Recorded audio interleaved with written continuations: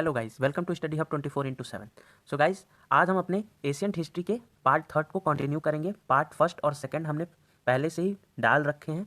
सो वहाँ से आप ज़रूर उस वीडियो को देखिए, तभी आपको पार्ट थर्ड समझ में भी आएगा। और ये अलग टॉपिक भी है, राइज ऑफ मगध है, सो आप इसको भी कंटिन्यू कर सकते हैं। सो हमने इंपॉर्टेंट टॉपिक्स जो बनाए थे उसमें हमने क्या क्या कवर किया है। तो पहला प्री हिस्टोरिक और इंडस वैली सिविलाइजेशन, ये हमने पार्ट वन में कवर कर चुका है। सो ये पार्ट वन का वीडियो था। यहाँ पे हमने इंडस वैली सिविलाइजेशन पूरा अच्छे से बताया है आपको। फिर आया है वैदिक और महाजनपद, ये हमने पार्ट सेकंड में बताया है। और बुद्धिज्म और जैनिज्म के अलग अलग वीडियो डाल रखे हैं। सो गाइज, मैं वहाँ से आपको प्रीफर करता हूँ कि वो वीडियो ज़रूर देखिए। और बुद्धिज्म और जैनिज्म के बारे में आपको वहाँ से हर चीज़ के बारे में पता चलेगा, पूरी क्लैरिटी आ जाएगी। सो फिर आता है मौर्यन एम्पायर, जिसमें हम इसमें बात करेंगे आज के बारे में। और फिर हम नेक्स्ट वीडियो में आपके लिए गुप्ता एम्पायर लाएंगे। सो गाइज, चलिए अपने वीडियो की शुरुआत करते हैं और देखते हैं मगध का राइज कैसे हुआ। सो राइज ऑफ मगध, मगध जो था एम्पायर, वो पहले क्या था। सो ये एक महाजनपद एम्पायर था, ठीक है ना। ये महाजनपद में आते थे। और महाजनपद में लास्ट में आप देखते हैं, मैंने पार्ट सेकंड में बताया है कि लास्ट में क्या होता है कि 4-6 सेंचुरी के लेटर में क्या होता है कि 4 जो बस पावरफुल महाजनपद बच गई थी 16 महाजनपद में। सो 4 कौन कौन सी थी, पहला आप देखते हैं कौन सा था, आपको उसमें ये सब चीज़ें बता रखी हैं, वत्स। फिर दूसरा आता है अवंती, ठीक है, अवंती होती है। फिर तीसरा था मगध, जिसमें आज इसमें बात करेंगे हम, ठीक है। और चौथा जो था वो कौन सा था, कौशल, एक था कौशल, ठीक है। अब बात कर लेते हैं मगध इनमें से सबसे पावरफुल क्यों बना, ठीक है। आप देखेंगे कि कोई भी साम्राज्य नहीं बन पाया, सब महाजनपद ही बन पाए, लेकिन मगध जो था वो एक साम्राज्य की तरह उभरा और सबको एक एक करके सारे महाजनपद को अपने अंडर में लेता चला गया। तो वो ये क्यों हुआ, सो इसका मेन कारण माना जाता है यहाँ के किंग्स, यहाँ के सारे किंग्स जो हुए वो पावरफुल बने, ठीक है। फिर दूसरा कंडीशन माना जाता है यहाँ का कि यहाँ के जो नेचुरल रिसोर्सेज थे, ठीक है, यहाँ के जो नेचुरल रिसोर्सेज थे उनका बेस्ट यूटिलाइज किया गया किंग्स के द्वारा, ठीक है ना। यहाँ पे सोने के खदान थे, सो इनका सबसे बेस्ट यूज़ देखते हैं आप कि जैसे नंद वंश में धनानंद थे, तो वो सबसे ज़्यादा इसका बेस्ट यूज़ वो उन्होंने भी किया था। और सारे किंग्स ऐसे ही बेस्ट यूज़ किए थे पूरे मगध एम्पायर का, ठीक है। मगध का यहाँ के नेचुरल जो रिसोर्सेज थे वो भी बहुत तगड़े थे। सो आइए अब बात करते हैं मगध एम्पायर के सबसे पहले डायनेस्टी के बारे में। सो मगध एम्पायर को खोजा किसने, मगध को बनाया किसने, सो उनका नींव किसने रखा था, सो बिंबिसार ने रखा था, ठीक है ना। बिंबिसार जो थे सबसे पहले व्यक्ति थे। तो ये किस डायनेस्टी से आते थे, ये हरक्या डायनेस्टी से आते थे, ठीक है। ये फाउंडर थे मगध एम्पायर में। हरक्या डायनेस्टी का फाउंडर कौन था, बिंबिसार थे, ठीक है। अब यहाँ से एक क्वेश्चन मॉक में बहुत देखा है मैंने, पूछा जाता है और ये आपके एग्जाम्स में भी आता है क्या, ये फर्स्ट पॉइंट जो मैंने लिखा है, ठीक है ना, इसको ध्यान से देखिएगा। क्या लिखा है, कंटेम्प्ररी ऑफ बोथ बुद्धिज्म और जैनिज्म। इसका मतलब ये होता है कि कौन राजा, बुद्धिज्म और जैनिज्म का जो मेन शासन जब एक फलता फूलता ये जो दोनों विस्तार हुआ बुद्धिज्म और जैनिज्म, तो उसके समय कौन थे, बिंबिसार थे, ठीक है ना। गौतम बुद्ध के समय भी थे और महावीर के समय भी कौन थे, बिंबिसार ही एक राजा थे, ठीक है ना, ये चीज़ थी, ठीक है। अब क्या होता है, इन्होंने ही कैपिटल बनाया राजगीर, ठीक है ना, इन्होंने अपना कैपिटल कहाँ बनाया, राजगीर में। यहाँ से ये 2 इंपॉर्टेंट क्वेश्चन, 3 इंपॉर्टेंट क्वेश्चन यहाँ से निकल के आया, फाउंडर, फिर दूसरा कंटेम्प्ररी और तीसरा राजगीर, ठीक है ना। अब आते हैं, बात करते हैं अजात शत्रु के बारे में। सो अजात शत्रु के बारे में जो सबसे बात कर लेते हैं, तो इन्होंने अपने पिता को मार दिया, ठीक है, और थ्रोन कब्जा कर लिया, ठीक है, ये बात हुई। फिर इन्होंने लड़ाई लड़ी, कोसला और वैशाली को जीत लिया। अच्छा, आप यहाँ पे देख सकते हैं महाजनपद में, मैंने जो पार्ट सेकंड में वीडियो में बात की थी उसमें महाजनपद में कौशल और वैशाली आते थे, ठीक है ना। कौशल और वैशाली को तो अजात शत्रु ने जीत लिया। अब बिंबिसार ने भी एक महाजनपद को जीता था, उसका नाम मैं लिख देता हूँ अंग, ठीक है ना। अंग को किसने जीता था, बिंबिसार ने। अच्छा, यहाँ से देखिए, आप देखते जाएंगे कि अब धीरे धीरे क्या हो रहा है कि हर जो महाजनपद हैं वो धीरे धीरे क्या आएंगी, मगध के कैप्चर में आती जाएंगी। अंग आया, फिर कौशल, फिर वैशाली।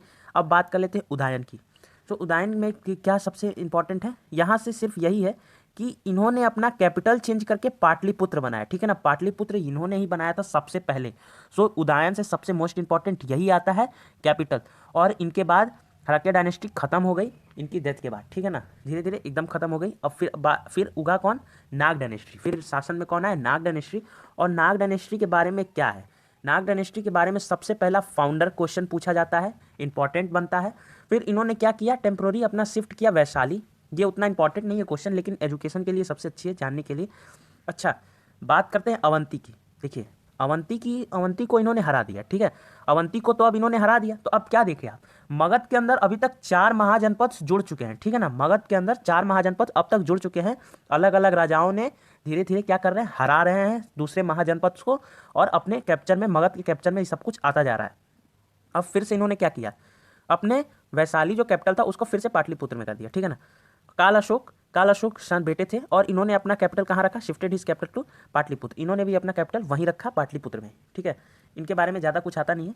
फिर नंद डायनेस्टी की शुरुआत हुई काल अशोक के बाद, नाग डायनेस्टी खत्म हो गई, ठीक है।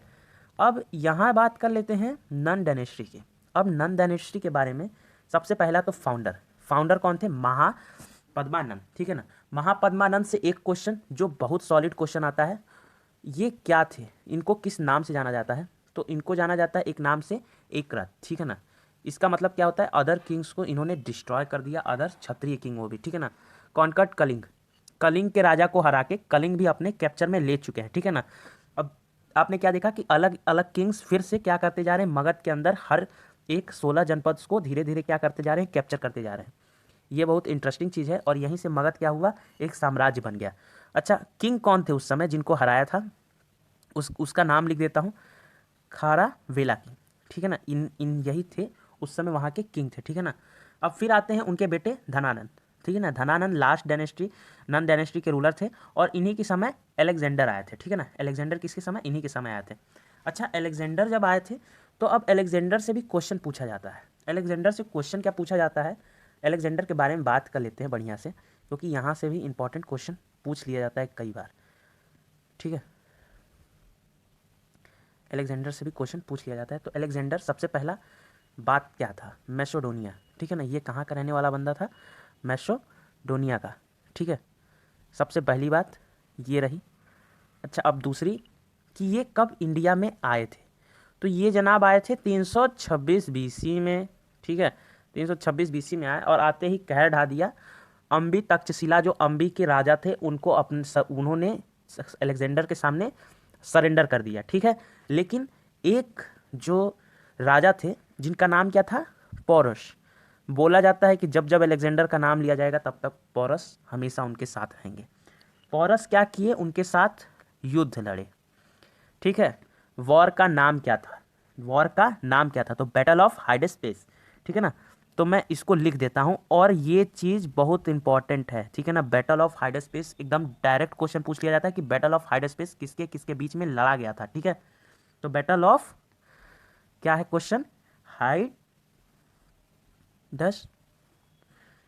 ठीक है। अच्छे से लिख देता हूँ ताकि आप लोग को दिखे, ठीक है। ये था। अब लास्ट में क्या होता है, इनकी डेथ। तो यहाँ क्या होता है, यहाँ बताया जाता है, बुक्स में लिखा गया है कि पोरस हार जाते हैं, लेकिन पोरस हारते हैं, लेकिन एक्चुअल रीज़न आज तक किसी को नहीं पता चल पाया है। अलग अलग लोग अलग अलग बातें करते हैं, लेकिन यहाँ के बाद अलेक्जेंडर अपने घर को वापस लौट जाते हैं। ऐसा बताया जाता है कि होम सिकनेस हो गई थी उनके सोल्जर्स को, लेकिन ये एक्चुअल बात नहीं थी। एक्चुअल बात ये थी कि नंद डायनेस्टी से अलेक्जेंडर के सैनिक डर गए थे पूरी तरह से, क्योंकि बोला जाता था उस समय कि नंद के पास 1000 हाथियाँ थी, और पोरस ने तो पहले ही हाथियों का जोर दिखा चुका था अलेक्जेंडर पे, पूरी कांटे की टक्कर हुई थी। अगर माना जाता है कि पोरस के साथ अगर नंद वंश मिल जाता तो उसी समय अलेक्जेंडर हार गया होता, लेकिन पोरस एक छोटा राज्य था, मतलब उनका राज्य बहुत छोटा था, तो उनके पास उतनी सुविधाएं नहीं थी, इस वजह से वो हार गए थे। और अलेक्जेंडर के पास बहुत सारी सुविधाएं वो वहाँ से लेके आया था, इस वजह से वो उस युद्ध में जीता था। लेकिन हाथियों का जो जोर था वो अलेक्जेंडर को पहले से पता चल गया था। सो नंद के पास उस समय ऑलरेडी 1000 हाथी थी, उनके पास, नंद के पास खूब सारे पैसे थे, तो इस वजह से जो अलेक्जेंडर के सैनिक थे वो नंद से एकदम डर गए थे, और इसी वजह से अलेक्जेंडर क्या हुआ कि उसको यहाँ से जाना पड़ा, ठीक है।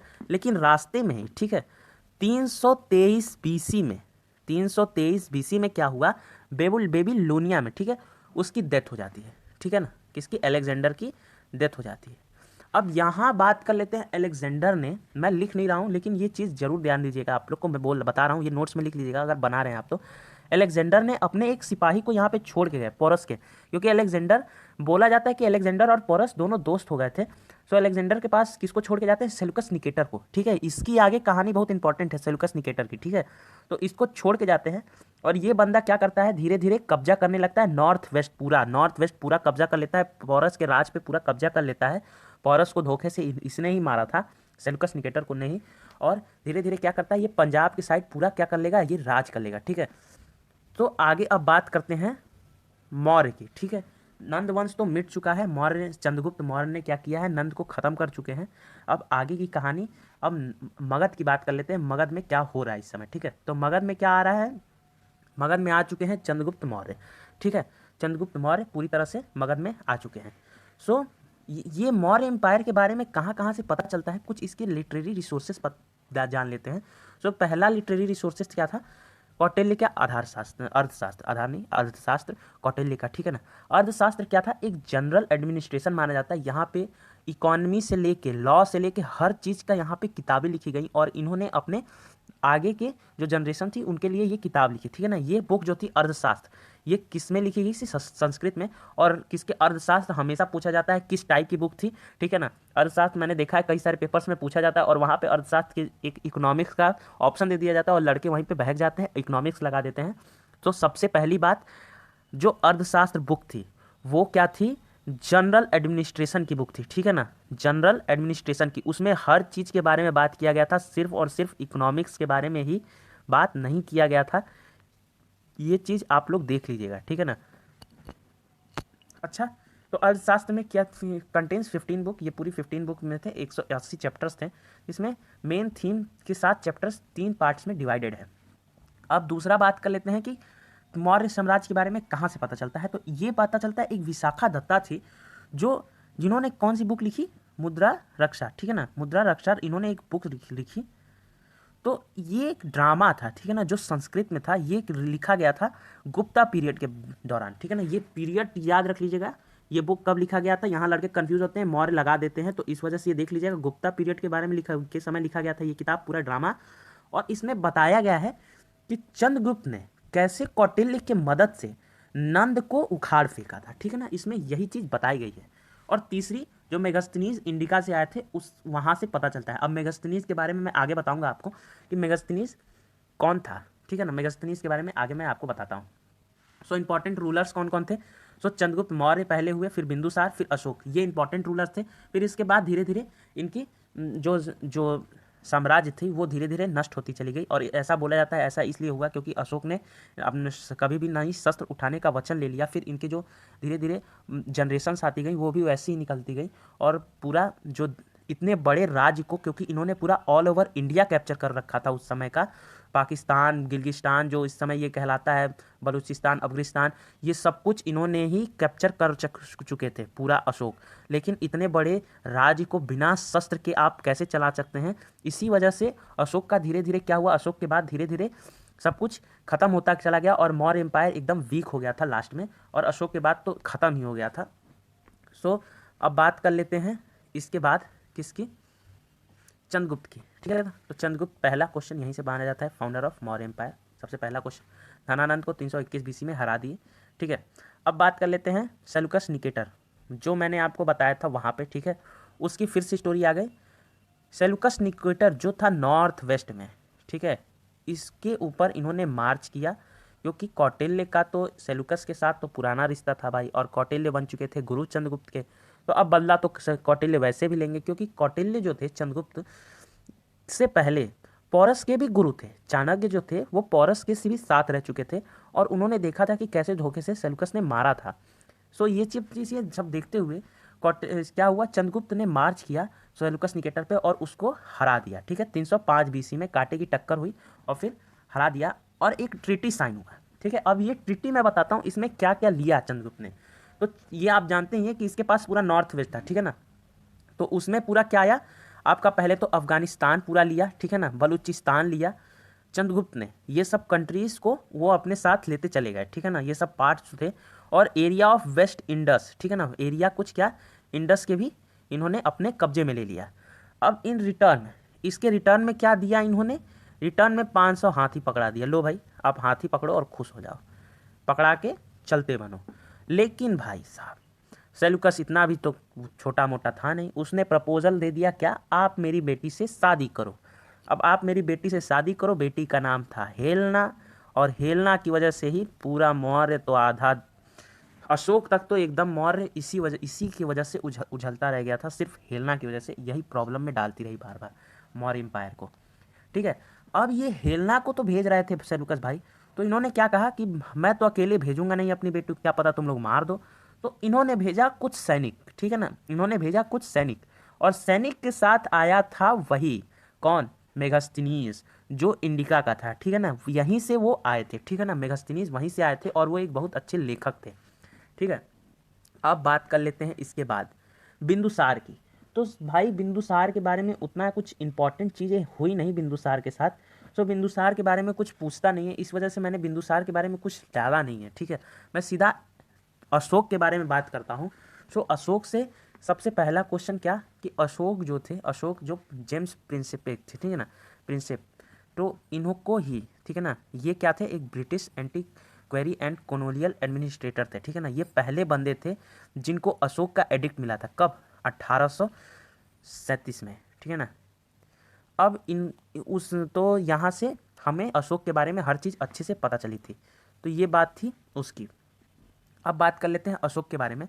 सो अशोक ने सबसे पहला क्वेश्चन जो बनता है वो क्या था, कलिंग का वॉर 261 बीसी में, और ये सबसे इंपॉर्टेंट है। अच्छा, कलिंग का वॉर जो था वो ये भी पूछ लिया जाता है वो किस एडिक्ट पे लिखा हुआ था, तो वो डिस्क्राइब किया गया है 13 एडिक्ट, रॉक एडिक्ट पे, ठीक है ना, ये चीज़ सबसे इंपॉर्टेंट मानी जाती है। फिर उसके बाद क्या आता है कि उन्होंने अपने बेटे महेंद्र और बेटी जो थी उनको श्रीलंका भेज दिया, ठीक है ना, किस लिए भेजा था ये तो सब जानते हैं, जो बौद्ध साम्राज्य था उसका पालन पोषण करने के लिए, ठीक है ना, उसको क्या करने के लिए, पालन पोषण करने के लिए उन्होंने वहाँ पे भेज दिया था। अब बात कर लेते हैं, वहाँ पे उन्होंने जाके बोधि ट्री का क्या किया, लगाया था, प्लांट किया था बोधि ट्री, ठीक है ना, बोधि ट्री किसने, जो उनकी बेटी और बेटे थे उन्होंने ही वहाँ पे जाके प्लांट किया था, ठीक है। अब ये ओरिजिनल बोधि ट्री था, ये क्वेश्चन पूछता नहीं, मैंने आपको ऐसे ही बता दिया है। और इन्होंने ही, ठीक है ना, इन्होंने ही थर्ड बुद्धिस्ट काउंसिल कराया, ठीक है ना, थर्ड बुद्धिस्ट काउंसिल कराने वाले कौन थे, अशोक थे, पाटलिपुत्र में हुआ था। मैं फिर से बताता हूँ, अगर आपको काउंसिल के बारे में कुछ भी पढ़ना है, बुद्धिस्ट काउंसिल के बारे में, तो आप प्लीज़ फॉलो कीजिए मेरे बुद्धिज़्म वाले वीडियो को, वहाँ से आपको हर चीज़ पता चलता चला जाएगा कि कौन कहाँ से क्या हुआ, ठीक है। अब आगे की बात कर लेते हैं अशोक के बाद। सो अशोक के बाद तो धीरे धीरे क्या हुआ, मौर्य साम्राज्य वीक होता चला गया, और मौर्य साम्राज्य वीक हुआ, और फिर क्या हुआ, मौर्य साम्राज्य खत्म हो गया। फिर मौर्य साम्राज्य के बारे बाद आते हैं शुंग डायनेस्टी, ठीक है ना, शुंग डायनेस्टी से सिर्फ एक चीज़ पूछा जाता है, शुंग डायनेस्टी से सिर्फ एक चीज़ पूछी जाती है। अब वो चीज़ क्या है कि उसका फाउंडर कौन था, ठीक है ना, फाउंडर, तो फाउंडर थे पुष्यमित्र शुंग, ठीक है ना, पुष्यमित्र शुंग, ठीक है।